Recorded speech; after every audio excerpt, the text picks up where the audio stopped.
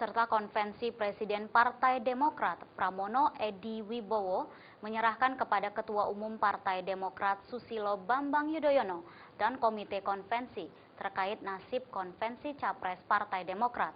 Pramono menegaskan siap menerima keputusan tersebut. Salah satu yang baik. Ya, nanti kita lihat ya kemungkinannya.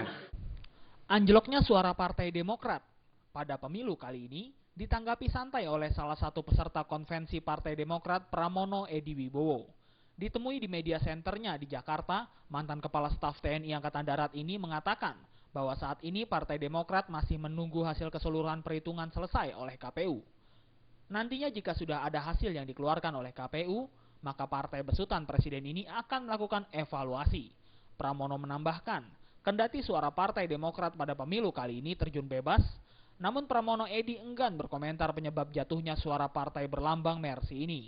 Terkait nasib konvensi Capres Partai Demokrat, Pramono menyerahkan kepada Ketua Umum Partai Demokrat Susilo Bambang Yudhoyono dan Komite Konvensi.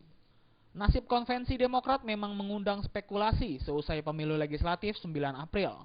Pasalnya, dari hasil hitung cepat atau quick count yang dilakukan berbagai lembaga suara partai berlambang Mercy ini hanya berada dalam kisaran 9% suara. Suara itu jauh dari syarat untuk mengusung capres sendiri, yakni 20% perolehan kursi DPR atau 25% perolehan suara sah nasional. Yang bisa mengatakan dilanjutkan atau tidak adalah Komite Konvensi. Jadi saya tidak bisa menjawab dilanjutkan atau tidak, karena saya hanya sebagai peserta konvensi. Dalam hal ini, keputusan lanjut atau tidak ada pada Komite Konvensi dan sebagai penyelenggara yang lain adalah Partai Demokrat. Kalau lanjut, realis atau tidak? Kalau tidak, bagaimana cara mengatakannya? Jadi saya tidak pada keputusan dilanjutkan atau tidak. Lanjut tetap saya ikut, kalau tidak pun saya akan mengikuti. Dari Jakarta, Widi Prabowo dan Ketut Sumadiase melaporkan. Komisi Pemilihan Umum menyambut positif inisiatif warga untuk meraih partisipasi masyarakat dalam pemilihan legislatif susulan dengan menyediakan door prize. Namun, KPU mengingatkan agar dana door prize tersebut tidak berasal dari caleg atau parpol tertentu.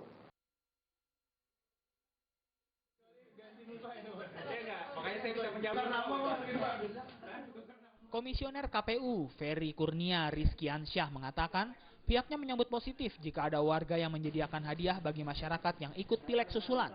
Pasalnya animo masyarakat pasti menurun jika KPU menggelar pemilu susulan.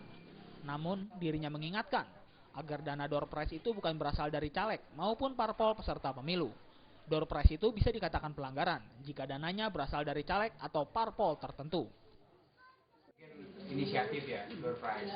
Kalau hanya untuk internal saja sih nggak ada problem. Tapi kalau dia udah mengarahkan untuk memilih partai tertentu atau caleg tertentu, itu yang memang harus kita tindak seperti itu. Tapi kalau untuk meraih tingkat partisipasi publik ya, untuk masyarakat, saya pikir nggak ada problem. Tapi audit dananya seperti apa Pak? Kenapa? Audit dananya dana... Kebanyakan TPS didirikan atas dana masyarakat, kebanyakan.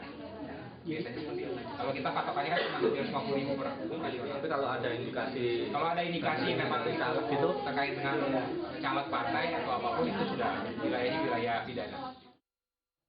Sebelumnya beberapa tempat pemungutan suara menyediakan door prize bagi pemilih yang datang ke TPS. TPS itu seperti yang dilakukan di Gresik, Jawa Timur maupun di Arab Saudi.